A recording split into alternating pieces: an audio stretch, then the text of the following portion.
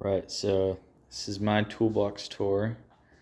I am an entry-level tech that has to have a very mobile setup because at the time I was in high school and I was going to and from school and work, and I'd be working on projects both places, so I had to have something that I could roll around and pack in the car and take somewhere else. So these are all the tools that I take with me and that I pretty much need almost all the time.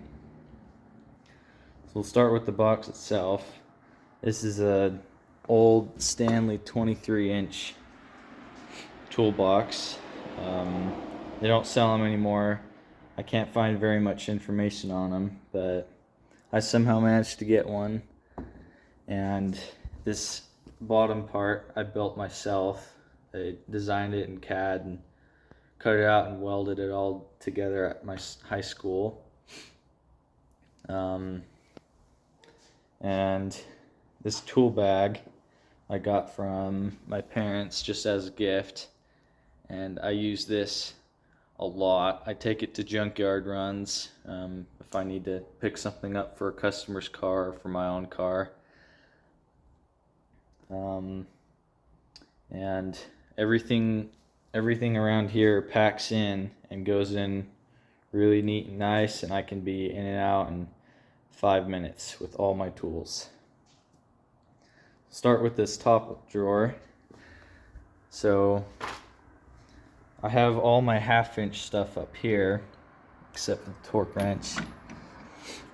Now, as an entry-level tech, you really don't need to buy the snap-on one, but I do some bigger work every now and then. I've done a lot of head gaskets, and this thing has been so worth it. I've had no issues with it. I had a snap-on student account, so I got it for half off. It was worth it for me. It might not be for everyone. And then for my ratchets, all my ratchets are these gear wrench 90 tooth locking flex heads. Super nice. I use them all the time. I haven't had too many issues with them either. They hold up really well. I have an old vintage snap-on short handle one that I use every now and then. That one I can beat on and it's never gonna break. Have extensions that are just packed in here. I have some spark plug sockets, and I have a lot of Hondas, so I have the weighted 19mm crank bolt from Lyle. And every now and then I work on Toyotas, and so I have their 30 12 point for axle nuts. That's also from Lyle. And for an entry-level tech, everyone needs to have one of these. It's our 19 and a 19.5 socket for those stupid lug nuts that expand. You can't get a 19 and a 20 is just going to round it. You need a 19.5. And then up here I have gear wrench pass-through stuff. This was like one of the first sets that I bought. All these sockets are fairly shallow and have holes through them. I'll show you the ratchets in a little bit, but I use these every now and then. I mostly use the 10 mil for doing valve adjustments on Honda J series. That's what I mostly work on. I have some swivels and a whole bunch of impact sockets. So these ones, all these are gear wrench. This set was about $130 for these deep ones. It's 8 through 36, doesn't skip any sizes. And I built this socket tray for them at the school too. And these have been awesome. I use them so much, and they have a little bit of movement in them, you can see, but they hold up really nice. And that's kind of the same with the shallow ones. This is also 8 through 36, but it does skip a few sizes. I don't know which ones off the top of my head. But both of those impact socket sets are really good. I'd highly recommend the gear wrench ones. Then we can move to power tools. So I went straight to Milwaukee stuff. I just thought I'd just bite the bullet and get all the good stuff first, and these will last me 10 years or more. You can see I've used like everything in here a ton. This thing has been an absolute powerhouse. This one's one of my most used tools. These tri-lights are perfect for especially interior work. It lights up everything super well. I got this kit with the drill at Home Depot with a free high output battery for like $200. It was all totally worth it, and I have their 3/8 electric ratchet. I'd like to upgrade to their new pass-through electric ratchet that is long reach, but that's going to be a buy for another day. For now, this really gets the job done pretty dang well. We'll move on to this next drawer. These are all my just hand tools. Everything. I open this drawer anytime I need my tools. All my sockets are gear wrench. I just got the whole kit, shallow, deep, metric, standard, for like $120, and it came with these soft-handled 90 tooth, which I've used so much, and they're still going really strong. I also picked up their semi-deeps. For this set was $15 when I got it. It's gone up in price to $60, which is insane to me. But I use them all the time. I use semi-deep, shallow, and deep sockets everywhere I go. And this Olsa Tools tray was a must-buy for me. This is like the only brand that I could find anywhere that has a 3-row magnetic tray for sockets. And I don't have 20 mil sockets, so I just put all my adapters in, and it all goes together really nice. And this 1/4-inch magnetic tray was a snap-on I got from my high school. It was just an extra. These magnetic trays are just so much better because you don't have to deal with the posts, and they stick really well. You can put them like on the side of a toolbox and they'll all stay in. Super handy. And then I have all my bits over here. I use these a ton. This I had to buy separately because there's some really deep Phillips every now and then that you have to get to, and you need that. All this was gear wrench except for this 1/4-inch bit socket. It has a little ball bearing in there that retains it. This has been really helpful. So helpful, I got the 3/8 drive version of that mostly for my electric ratchet. And I highly recommend this locking flex head bit ratchet. This is also one of my most used tools. I use it so much, it's amazing. And the kit is like $70 at Home Depot. It comes with a 12-inch long one. The teeth are okay on this one. I torqued it a little bit too much, and it's not the smoothest anymore, but it still works really well. And here's the 3/8 locking flex head gear wrench I got. That one has come in handy a lot. And then with that pass-through stuff, I have these ratchets to go with it. This is also one of their locking flex heads. I like this design a little bit more than the levers on the other ones. And I have that for the 3/8 and the 1/4 inch. Here's my 1/4 inch 90 tooth. And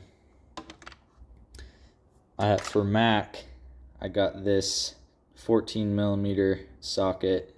I got it because it was really shallow and it's all chrome. It's all one piece, because especially with these, I've seen these separate before and you can't use them after that. And this was only like, I think $10 for this one socket. It was worth it, especially if you're going to be working on BMWs. All their plugs are 14mm, and they suck to get to sometimes, and that's come in handy. Then we'll move on to this top tray. So I just got the cheap performance tool picks. I don't pry on them too hard, so I've had them for about a year and they've lasted this whole time. I haven't broken any. They've been pretty good. I have all my screwdrivers up here. I really like these Milwaukee ratcheting ones. They came out with a new design recently that's a little bit more ergonomical than this. But I use those quite a bit too. And for screwdrivers, I just have super cheap, like benchtop. I don't even know what brand that is.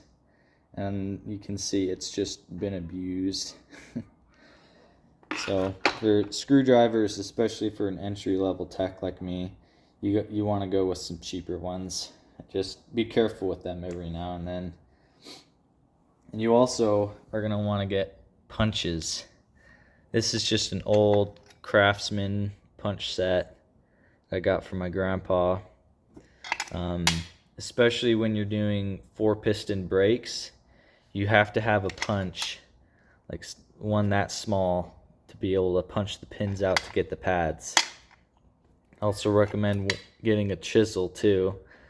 A lot of suspension work or just needing to remove a little bit of material, that is always come in handy. And then if you're going to be working on a lot of Hondas, the J series, I'd recommend holding on to a really long bolt. I don't know what threads they are, but for timing belt stuff, you use this to hold the tensioner, and then you let it out and put tension on the belt. I've used this quite a few times when I'm doing timing belts on them. Super helpful. And then you're also going to want to get an impact driver. You use this for brakes a lot. I've used this one so much that the bit is starting to twist a little bit. And then this isn't a must buy, but I've had so much luck with these. These are pocket pry bars from Mac. Both of these were $30 for the kit. I got the angled and the straight one. I've only had these for a few months and I've used them all the time. I have them in my pockets and I pull them out whenever I need them. Great for connectors, all that stuff. And then for more specialty sockets, this was a gift. It's a set of rocket sockets. These are about a $70 kit, I think. I can't remember off the top of my head. I've had to use these quite a bit, especially since I live in Utah, and all of our cars here are rusty. You need to do a lot of extractions sometimes. Which also includes the tap and die set. We'll get to that in a sec. Also recommend this gear wrench e-torque set. I've only had to use it a few times, but this set was like 30 bucks. Has a really wide range and comes with a nice socket thing too. And then you also, for lube tech, you want to get some oil filter sockets, especially those stupid Chevy Ecotec engines. Sometimes the intake manifold will not let you get a normal socket on, and you have to have one of these super shallow sockets. And this set from Gear Wrench was, I think, 30 bucks. It's super good. And I do some exhaust work every now and then, so I have an O2 sensor socket from Tecton. I got both of the styles. And then you're also going to want some 12-point. I don't use them all that much, but you do need to have them around. And then we'll move to tap and die set. So this is a Cornwell set. I only got this because it was on sale. It was $100 for this whole kit, and it's lifetime warranty, and it's super easy to get the warranty done on it because you have a dealer that comes to the shop every week. And especially for taps, those can break pretty easy, especially when they're that small. And you want to make sure that you can get a replacement fairly quick if you need them. And then I'd also recommend getting, get it out. One sec. Recommend getting this Mac thread file. I don't know what other brands make them, but they have a thread pitch on them, and you can clean up threads really well with them. I've had to use this one a few times just because, especially bigger stuff, when you don't have anything big enough to clean up the threads, you can just use this and it works really well. Especially 4-pots on these Acura TLs, they over torque those calipers from factory, and they will pull out aluminum threads almost every single time, and you have to clean up the threads when that happens. So now moving to this bigger box. This is more the stuff that I don't use super often. I have a fluid transfer pump in that rag because it leaks a lot. And then I've had to use this vacuum pump every now and then. I've had to do a little bit of diagnostic work for vacuum leaks, and this has helped so much.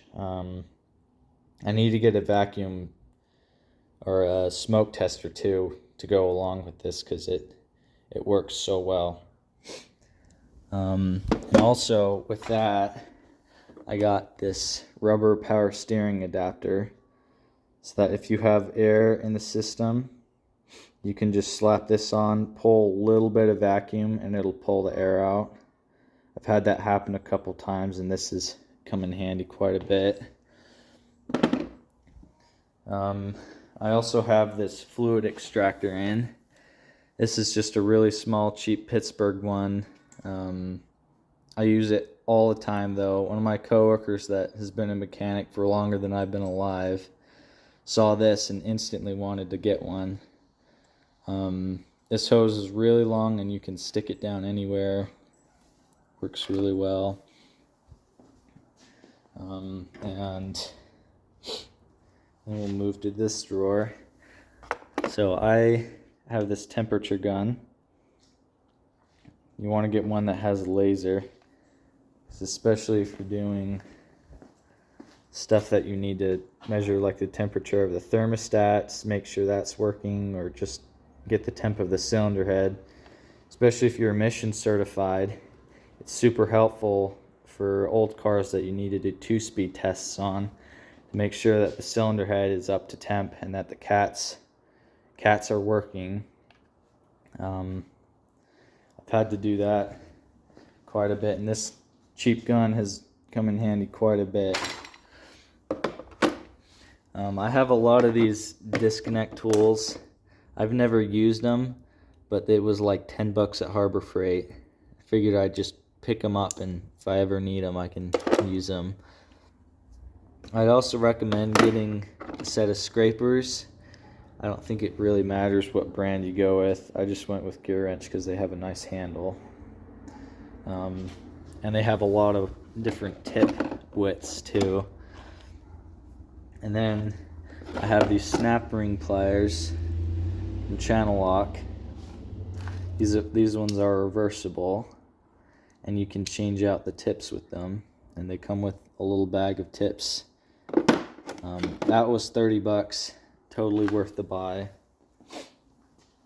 You don't need to get a whole giant set of snap ring pliers for 100 bucks that you have to switch between a bunch of different pliers at once.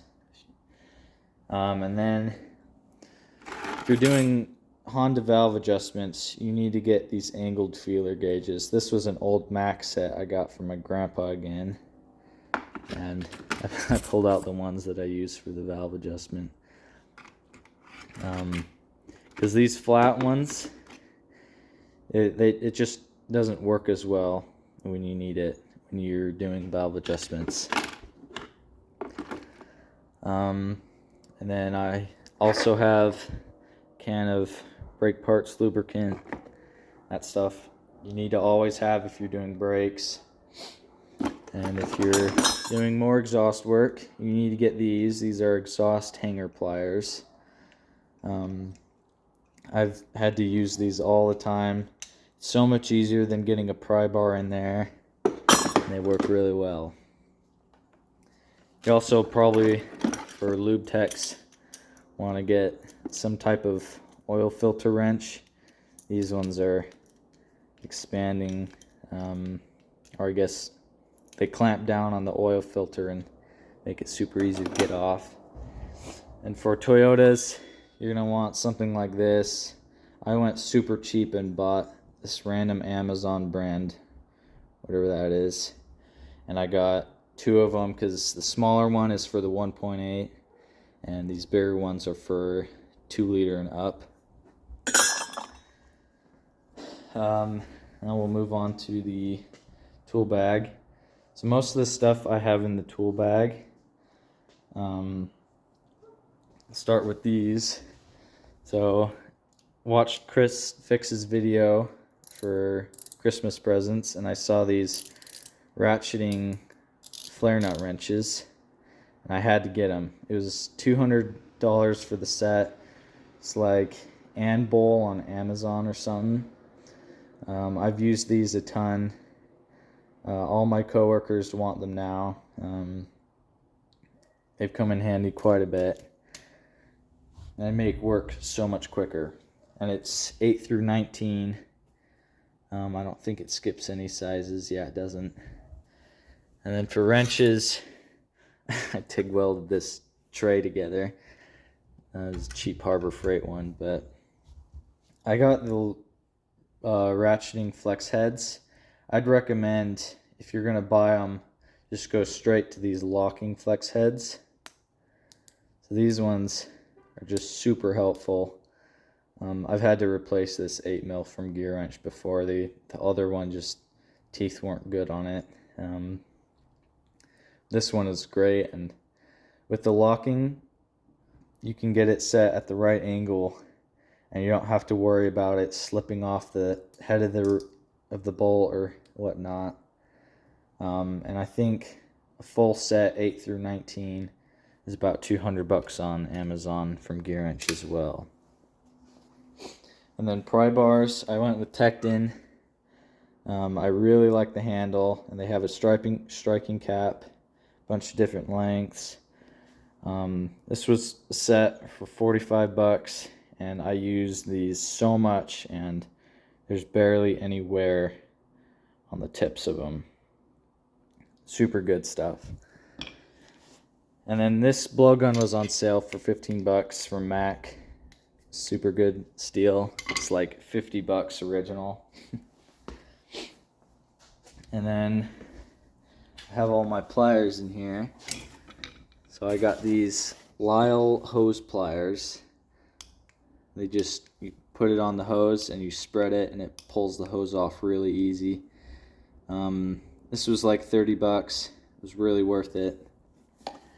And then if you're doing a lot of zip tying, you're going to want to get some flush cutters. These were just cheap ones at Harbor Freight. Nipex has some really good flush cutters that last a long time.